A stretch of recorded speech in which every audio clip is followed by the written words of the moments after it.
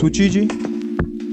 राधे राधे महाराज जी। महाराज जी, यदि ग्रस्त में रहते हुए भी मोक्ष संभव है तो आप जैसे महापुरुष संन्यास जीवन को क्यों अपनाते हैं? भगवान ने सृष्टि में एक नहीं रचा, अनेक रचा है। एक नहीं रचा, अनेक रचा है। अगर सृष्टि का मंगल अच्छे स्वभाव से होता है तो बुरे स्वभाव वालों को क्यों रचा?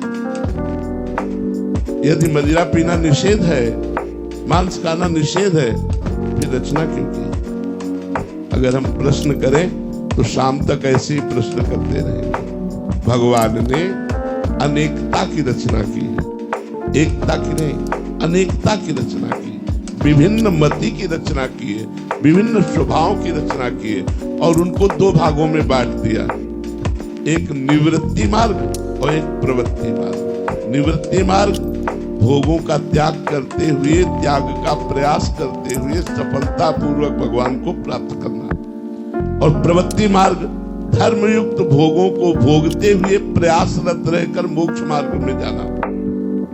तो अब जिनकी भाग्य में रचना रची है गृहस्थ में जाते हुए भगवत प्राप्ति करना, उनको गृहस्थ में मिलेगा। हम लोगों के भाग्य में रचना की गई है निवृत्त मार्ग से भगवत प्राप्ति करना, और दूसरा रहस्य, गृहस्थ मार्ग में रहते हुए आप केवल अपना उद्धार कर सकते हैं।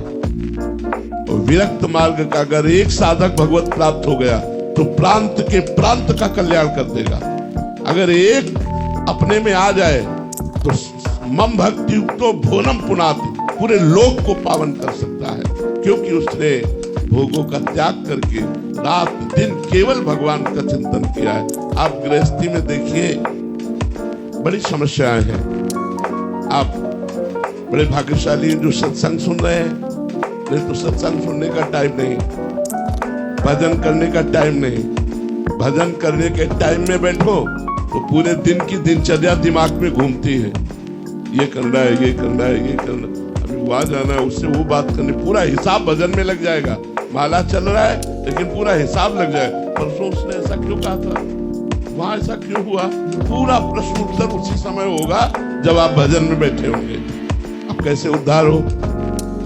उस कर्म को भगवान को समर्पित करते हुए, विरक्तों को भिक्षा देते हुए आप लोगों का कल्याण कैसे होता है? जैसे विरक्त संत जन है, इनको भोजन पवाते, इनको वस्त्र, इनके वास की व्यवस्था, ठाकुर सेवा, समाज सेवा, जितना बना उतना भजन, जितना बना। लेकिन विरक्त के लिए ये नहीं है कि जितना बना, क्योंकि हमारे लिए दूसरा कार्य नहीं, न बच्ची का ब्याह न बच्चे का ब्याह, बच्चा बच्ची तो कुछ है नहीं, न किसानी न नौकरी न व्यापार, केवल एक ही धंधा है, नाम जप, भगवान का भजन। अगर ईमानदारी से हम अपना भजन कर ले गए तो लाखों का कल्याण कर देंगे, लाखों का कल्याण कर देंगे। इसलिए भगवान ने विरक्त मार्ग की रचना की कि इस मार्ग में सम्यक रूप से अपनी चित्तवृत्ति को केवल परमात्मा में लगाकर स्वयं तरति सतरति सतरति सा लोकांतार्यति, वो लोक के लोक को तार सकता है। ऐसा गृहस्थ में कठिन है। गृहस्थ में 10 मिनट 20 मिनट 30 मिनट समय दो, वो भी मन चंचल रहता है। दिन में बड़े कार्य हैं, कब भगवान की याद आवे कब ना आवे, माया बड़ी विचित्र। एक बार भगवान देवर्षि नारद जी से वार्ता कर रहे थे तो विनोद में कहा कि जो गृहस्थी में मेरा भजन करता है उसे मैं विशेष महत्व देता हूं।